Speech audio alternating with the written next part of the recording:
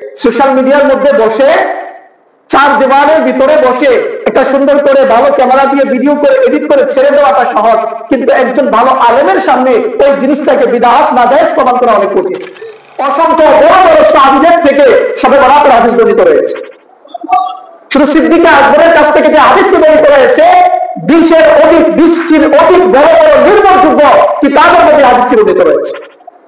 তো শবে বরাতকে নিয়ে কোন ডাউট বা সন্দেহের কোন সুযোগ আজকে বলতেছে আছে? শবে বরাত সাহাবায়ে কেরাম থেকে, তাবেঈন থেকে, আইম্মায়ে মুজতাহিদিন থেকে, সালফে সালেহিন থেকে প্রায় কমবেশ 1400 বছরের অধিক সময় ধরে উম্মতে মুসলিমার মাঝে এই ইবাদতের রাত্রটি মানুষ ইবাদতের মাধ্যমে অতিবাহিত করছে।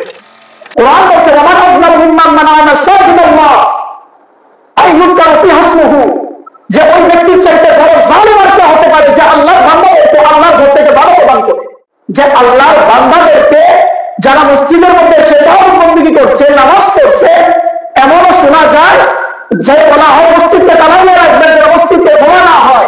শবে বরাত যেটি সহিহ হাদিস, হাসান হাদিস, সর্ব ধরনের হাদিস, সহিহ হাদিস, হাসান হাদিস, যায়িফ হাদিস, একাধিক হাদিস রয়েছে। 13 জন সাহাবীদের থেকে শবে বরাতের হাদিস বর্ণিত।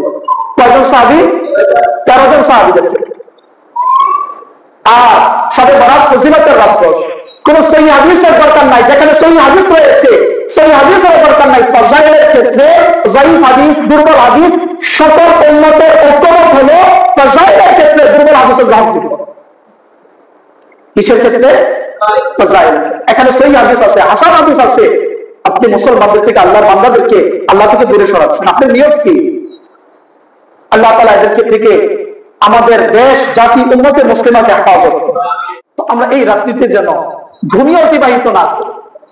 নিজে আজকাল সোশ্যাল মিডিয়ার মাধ্যমে বিভিন্ন ওয়াসওয়াসার কথা শুনে আমাদের দেখে একটা কথা মনে রাখবেন, যে আমার মতো টুপি পরলে, টুপি পরেছি আমি, আলখাল্লা পরেছি, হ্যাঁ আবা পরেছি, দাড়ি আছে, দেখে ওই দাড়ি দেখে, টুপি দেখে পথভ্রষ্ট হয়ে যায়।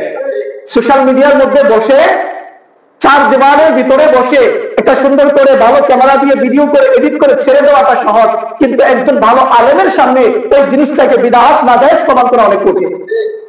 আমি একটা কথা আপনাদেরকে বলছি, কেউ যদি শবে বরাতকে আপনাদেরকে বলে বিদআত, এর কোনো অস্তিত্ব নাই। 13 জন সাহাবায়ে কেরাম থেকে শবে বরাতের হাদিস বর্ণিত রয়েছে।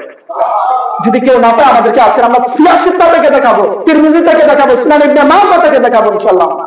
যদি কেউ যদি সিয়াসিত্তাও না মানে, তখন তাকে আর কি বলবেন? যদি তার নসিব খারাপ, আপনার কি বলবেন?